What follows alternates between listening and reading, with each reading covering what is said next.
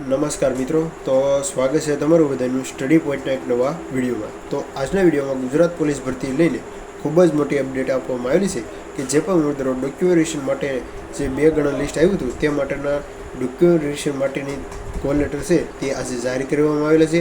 તો કુલ 12,472 જગ્યા માટે કુલ 22,164 જેટલા ઉમેદવારો છે તે ડોક્યુમેન્ટ વેરિફિકેશન માટે બોલાવવામાં આવેલા છે. તેમાં કેટેગરી વાઇઝ છે તે આપણે કેટલા દસ્તાવેજ ચકાસણી માટે ઉમેદવારોને બોલાવવામાં આવેલા છે તેની ફટાફટ વાત કરીએ તો જનરલ માટે 10,333 જેટલા ઉમેદવારોને બોલાવવામાં આવેલા છે.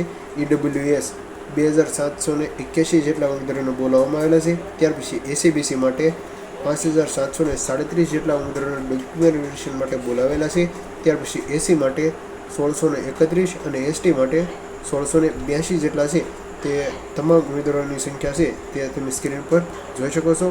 ત્યાર પછી આપણે વાત કરીએ તો જો નિઝામ મેડમના ઓફિશિયલ ટ્વિટર એકાઉન્ટ એટલે કે ગુજરાત પોલીસ ભરતી બોર્ડનું જે ઓફિશિયલ ટ્વિટર એકાઉન્ટ છે તેના ઉપર લોકરક્ષક કેટેગરી દસ્તાવેજ ચકાસણી 17/9/2025 થી 30/9/2025 દરમિયાન યોજાવાની છે. એટલે કે 12 થી 13 દિવસ છે તે આગામી ગુજરાત પોલીસ ડોક્યુમેન્ટ વેરિફિકેશન માટે છે તે યોજાવાના છે.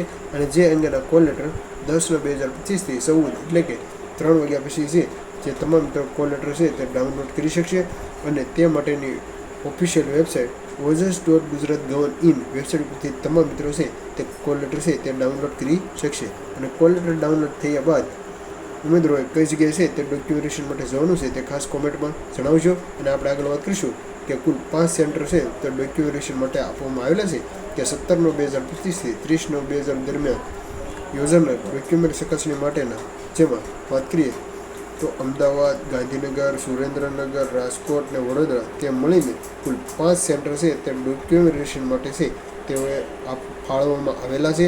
તો તમામ મિત્રો છે તે પોતપોતાના સેન્ટર છે તે ખાસ કોલ લેટર ડાઉનલોડ કરી અને જોઈ લેવું. અને ડોક્યુમેન્ટેશન માટે કયા કયા ડોક્યુમેન્ટ લઈ જવા તે પણ વિડીયો છે તે આપણી ચેનલ પર મૂકેલો છે તે તો ખાસ જોઈ લેજો.